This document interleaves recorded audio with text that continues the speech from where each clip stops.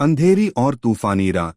नमस्ते दोस्तों, please subscribe जरूर करें। आपका सब्सक्राइब हमें प्रेरणा देता है। अगर आपके पास की कोई स्टोरी है तो हमें मेल करें। आप हमें इस मेल आईडी storiesbpl@gmail.com पर मेल करें। हम आपकी स्टोरी जरूर चैनल पर डालेंगे। यह एक अंधेरी और तूफानी रात थी। बारिश जोरों से हो रही थी और हवाएं तेज चल रही थीं। एक छोटा सा गांव तूफान से अछूता नहीं था। गांव के लोग अपने घरों में सुरक्षित थे, लेकिन कुछ लोग बाहर थे। उनमें से एक छोटा लड़का था जिसका नाम एंडी था। एंडी अपने घर के पीछे के बगीचे में खेल रहा था। वह एक पेड़ के नीचे खड़ा था और बारिश देख रहा था। अचानक उसने एक आवाज सुनी। आवाज पेड़ से आई थी। एंडी ने ऊपर देखा और देखा कि एक आदमी पेड़ पर बैठा है। आदमी का चेहरा काला था और उसके बाल लंबे और सफेद थे। उसके हाथ लंबे और पतले थे और उसके नाखून लंबे और कांटेदार थे। आदमी का चेहरा क्रोध से भरा था। उसने एंडी को देखा और कहा, मुझे तुम्हारा खून चाहिए। एंडी बहुत डर गया। उसने भागने की कोशिश की, लेकिन आदमी बहुत तेज था। उसने एंडी को पकड़ लिया और उसके गले पर दांत गड़ा दिए। एंडी चीखता रहा, लेकिन कोई सुनने वाला नहीं था।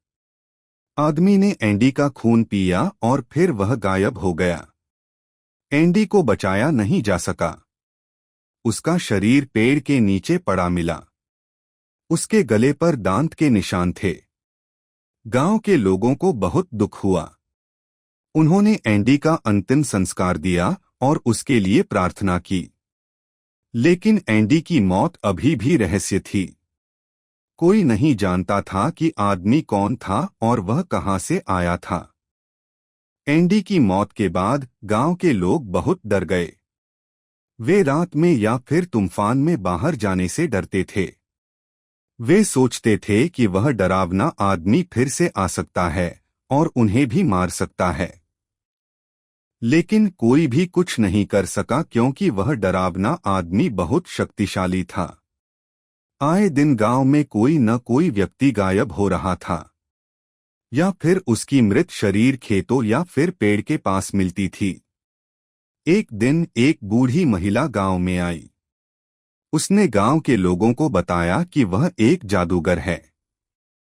उसने कहा कि वह उस डरावने आदमी को ढूंढ सकती है और उसे मार सकती है। गांव के लोग बहुत खुश हुए। उन्होंने बुजुर्ग महिला से मदद करने के लिए कहा। बुजुर्ग महिला ने उस पेड़ के पास जाकर संस्कृत में मंत्र पढ़ा। मंत्र के प्रभाव से पेड़ सूख गया और गिर गया। पेड़ के नीचे आदमी का भी शव पड़ा था। यह वही था जो पिछले कई महीनों से गांव के लोगों का खून चूस रहा है और उन्हें मार रहा है। बुजुर्ग महिला ने आदमी के शरीर को जादुई मंत्र से जला दिया। उसने गांव वालों को बताया कि यह आदमी एक पिशाच था। पिशाच एक प्रकार का भूत होता है जो इंसानों का खून पीता है। बुजुर्ग महिला ने कहा कि अब गांव के लोग सुरक्षित हैं। गांव के लोग बहुत खुश हुए। उन्होंने बुजुर्ग महिला को धन्यवाद दिया। बुजुर्ग महिला अब उसी गांव में रहने लगी और आसपास के दूसरे गांव में भी जाकर वहां के भूत पिशाचों को मारा करती थी। बुजुर्ग महिला ने जब से उस डरावने आदमी को मार दिया, उस समय से गांव में सभी लोग सुरक्षित थे। लेकिन चुड़ैल पता नहीं कहां से एक चुड़ैल गांव में आ गई थी। वह चुड़ैल उस बूढ़ी जादूगरनी को खोजते हुए यहाँ आई थी, क्योंकि कई वर्षों पहले जब वह बूढ़ी जादूगरनी जवान हुआ करती थी, तब उसने इस चुड़ैल को एक पेड़ में ही कैद कर दिया था, जिसके वजह से यह चुड़ैल कई वर्षों तक एक सुनसान जंगल के एक पेड़ में बंधी रही थी। इसलिए उस चुड़ैल ने उस जादूगरनी महिला को मारने की प्रतिज्ञा ले रखी थी। इसलिए वह चुड़ैल जादूगरनी को खोजते हुए इस गांव में आई थी। वह एक शक्तिशाली चुड़ैल थी और उसने जल्दी ही गांव के लोगों को अपने वश में कर लिया। उस चुड़ैल ने गांव वालों को गुलाम बना लिया और उन्हें कठोर परिश्रम करने के लिए मजबूर कर दिया। गांव के लोग बहुत दुखी और पीड़ित थे। हर हफ्ते गांव के किसी एक व्यक्ति को चुड़ैल आपले भोजन के लिए मारकर खा लिया करती थी। गांव वाले चुड़ैल से मुक्त होना चाहते थे, लेकिन वे कुछ नहीं कर सकते थे क्योंकि वह बहुत शक्तिशाली थी। लेकिन जादूगरनी की पिशाच को पकड़ने के लिए कई महीनों से गायब थी। एक दिन वह बूढ़ी जादूगरनी गांव में लौटी। वह जिस पिशाच को पकड़ने गई थी वह बहुत ताकतवर था और महिला अब बूढ़ी हो चुकी थी, इसलिए 3 महीनों से बूढ़ी महिला दिन रात उस पिशाच से लड़ती रही, जब जाकर उस जादूगरनी ने पिशाच को मारा।